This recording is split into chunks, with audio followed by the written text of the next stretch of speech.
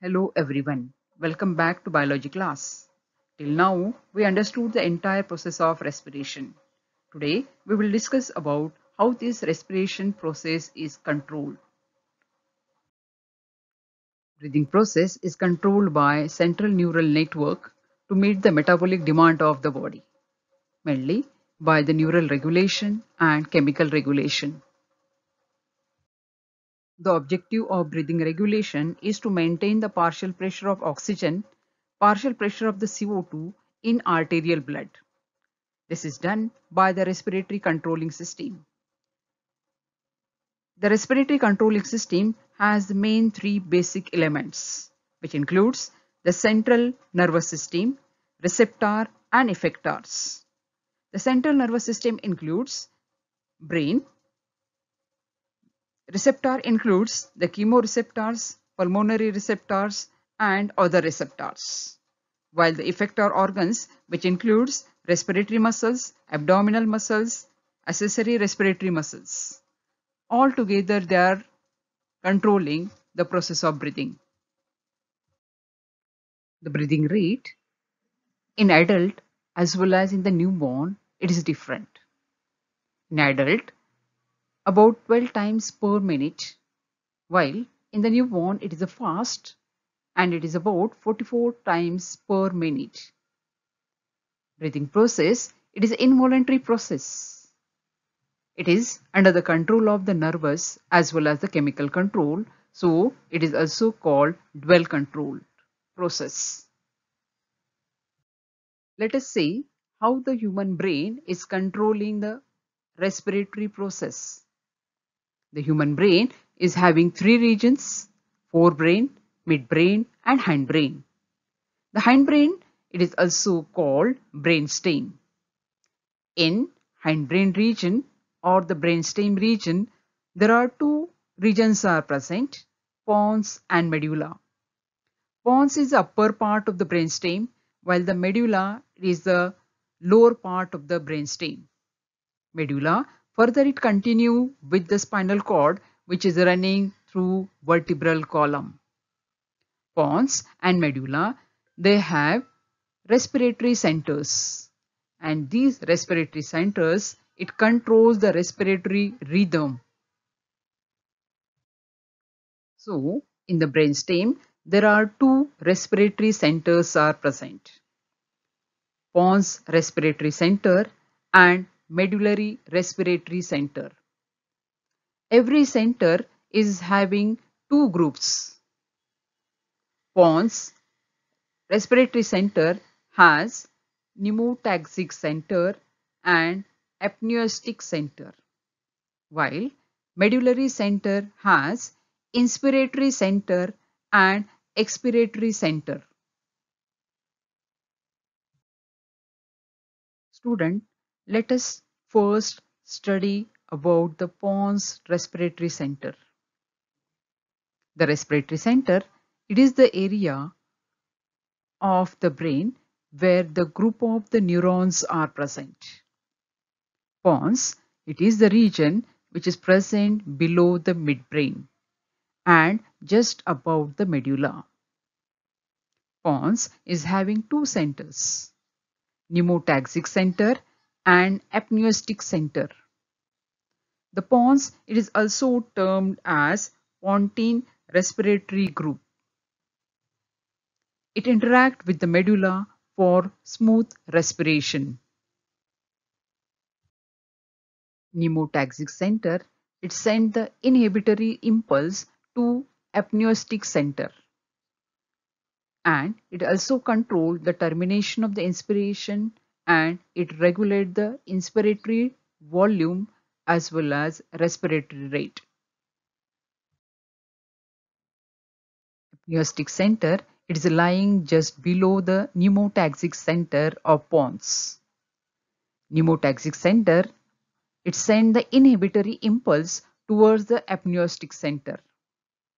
Apneustic center further send this signal to the dorsal respiratory center present in the medulla for to switch off the signal of inspiration.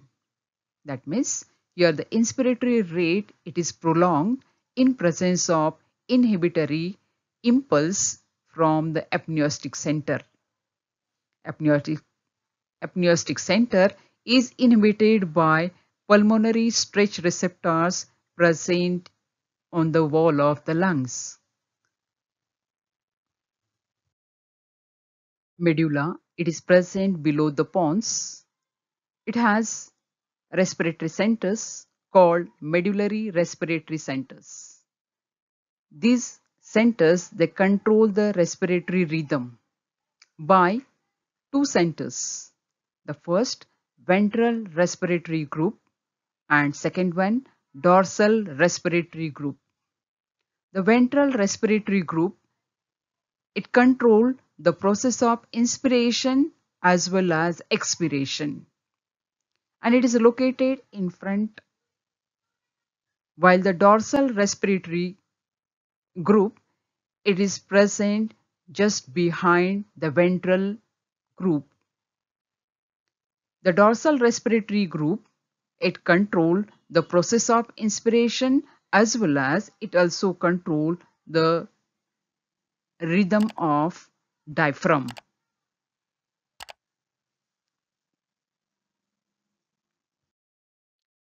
Pneumotaxic center of pons, it sends the impulse towards the respiratory center.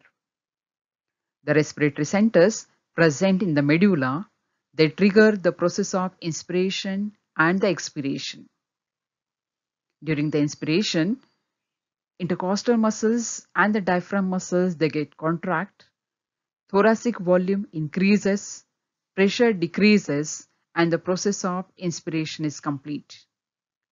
During the expiration, intercostal muscles relax, diaphragm muscles, they are also relaxed, thoracic cavity decreases, pressure increases, and expiration takes place. The rate of inspiration or the expiration, it depends upon the impulse. If the impulse are fast, the breathing is fast. If the impulse are slow, breathing is also slow. In regulation of respiration, the receptors play very important role. Receptors, they are also called as sensors. They receive the stimuli. There are two types of the receptors, peripheral receptors and the central receptors. They are important in the regulation of respiration. Receptors are the sensory regions where stimuli are received and is converted into impulse. Impulse, further it is sent to brain. Receptor, it is of two types. The receptors present outside the brain, they are called as the peripheral receptors. They collect the stimuli from the various region and send towards the brain. Second group of receptor are the central receptors. They are present inside the brain and present on the lateral side of medulla oblongata. Peripheral chemoreceptors, they are present in peripheral nervous system. They give the response to change in the blood molecular CO2 as well as the oxygen. They help to maintain the homeostasis in the body. They also monitor the hydrogen ion concentration and the blood pH. When the tissue, they get a less oxygen for the metabolism, the condition is formed, it is called as a hypoxia. During all these conditions, these receptors, they get stimulated and it sends the impulse towards the brain. Peripheral chemoreceptor organs include the carotid body and aortic body. The carotid bodies, they are present in the lining of carotid artery. So what is this carotid artery?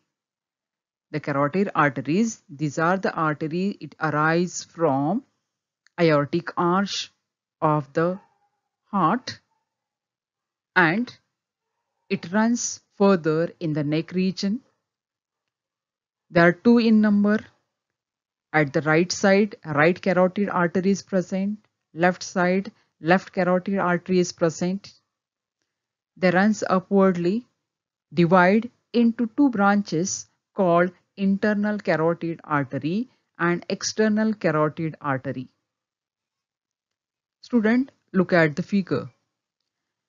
Where this internal carotid artery and the external carotid artery it is formed, this is the point where we can find the carotid bodies.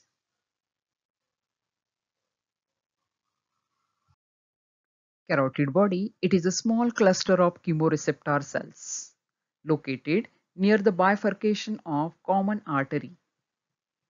They are attached at the bifurcation of common carotid artery.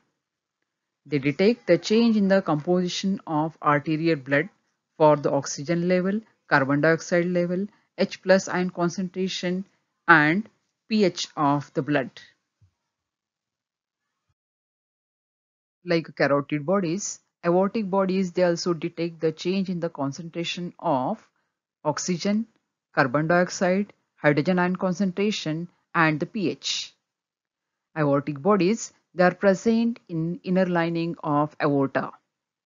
Aorta, it is the main trunk of the heart which carry oxygenated blood towards the body. Carotid bodies have two types of the cells. Sensory cells, they are stimulated by hypoxia and acidemia. While the glia cells, they are the supporting cells. These cells, they are supplied by the vagus nerves. So these vagus nerves, it gives the impulse towards the brain.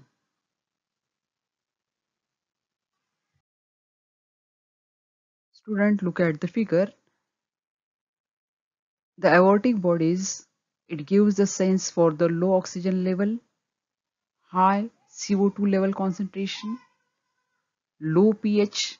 These all the impulses, it is traveling towards the brain, particularly to the pons. Then pons, it stimulate to the medulla region and medulla further it passes this impulse towards the intercostal muscles and the diaphragm muscle to increase the oxygen level in the blood and to decrease the CO2 level in the blood. Student, look at the figure. Here we can see how the carotid and the aortic bodies, they control the process of respiration. Carotid body give the sense to pons as well as the medulla by gasopharyngeal nerve, while the aortic bodies, they pass the impulse towards the pons by vagus nerve. Gasopharyngeal nerve and the vagus nerve, it stimulate the pons pneumotaxic center. Pneumotaxic center, it sends the impulse towards the ventral bodies of the medullary center. Ventral group of medullary center, it sends the effector action through a nerve. That nerve, it stimulate intercostal muscles as well as it stimulate diaphragm muscle for the process of inspiration, and as inspiration increases in the blood, the oxygen level again get maintained. Next receptors are stretch receptors. They are also called mechanoreceptors. They are linked with the medulla in the brain. The stretch receptors, they are present in the arm, the leg muscles, tendons, in the wall of heart as well as in the wall of lungs. Stretch receptors of the lungs, they are present on the wall of the lungs. They are of two types, irritant receptors and mechanoreceptors. Irritant receptors, they are protective in function. They help to blow off the air from the lungs. They reduce the rate of respiration, while the mechanoreceptors, they are also the protective one. They get activated in condition called overinflation. Overinflation condition means during that time the lung is having more volume of air than the tidal volume. To prevent the bursting of the lungs, this mechanoreceptor play a very important role. They send negative reflex to medulla to reduce the rate of inspiration. Further, the medulla, it sends the impulse to intercostal muscle and the diaphragm muscle, and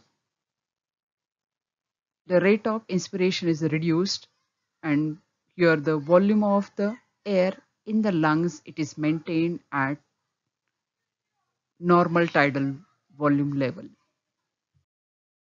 Motor nerve from the brain, it carries the impulse towards the effector organs. The effector organs includes the diaphragm muscles, intercostal muscles, accessory respiratory muscles, and abdominal muscles. These muscles, it control the process of inspiration and expiration. Ventral respiratory group of medulla, it stimulate the respiratory muscles of diaphragm, intercostal muscle, and abdominal muscle for the activation of inspiration as well as the expiration. These muscles, they are fatigue resistant muscles. They are controlled by voluntary as well as the involuntary control. When inspiration rate is increased, the tidal volume of the lungs, it is increased for about 2 to 3 times. Lungs, they get very stretched. Because of the stretching of the lungs, the reflex which is formed, it is called inflation reflex. This reflex, it reaches to the medulla to decrease the rate of inspiration or to shorten the duration of inspiration.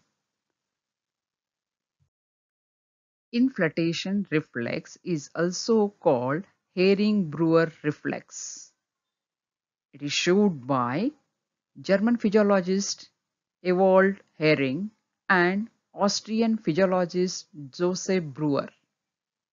They showed overinflation of lungs. It stimulates the stretch receptors which activate inspiration switch off, and because of that inspiration stop and the bursting of the lungs can be prevented.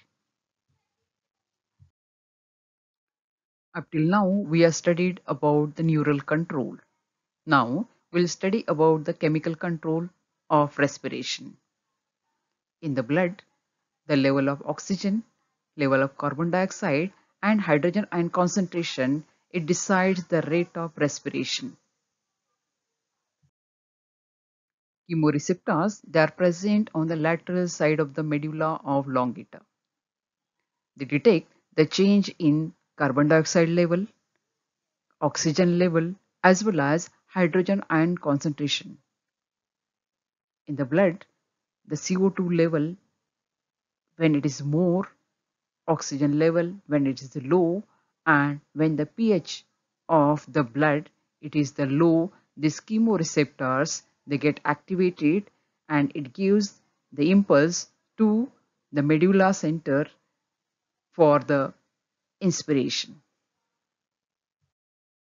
Carotid body and aortic bodies, they are also chemoreceptor. They also detect the change in the CO2 level and the hydrogen ion concentration level. They stimulate medulla for the inspiration.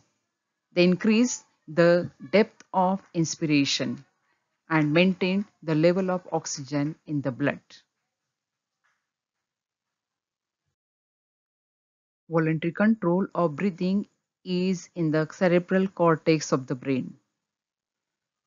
It passes directly from the cortex down into the corticospinal tract and not through the respiratory center.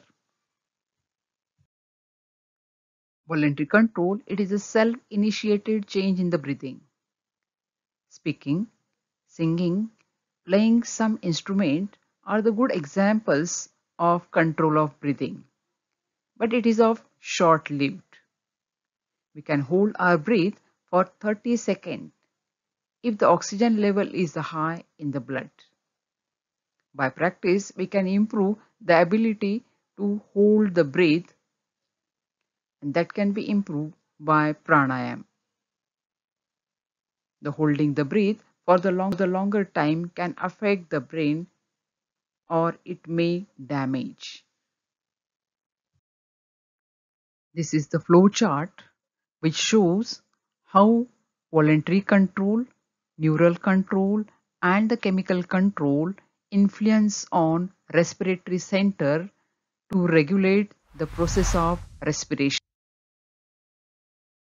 In next video, we will discuss about common respiratory disorders of respiratory system. Stay tuned for more videos. Thank you.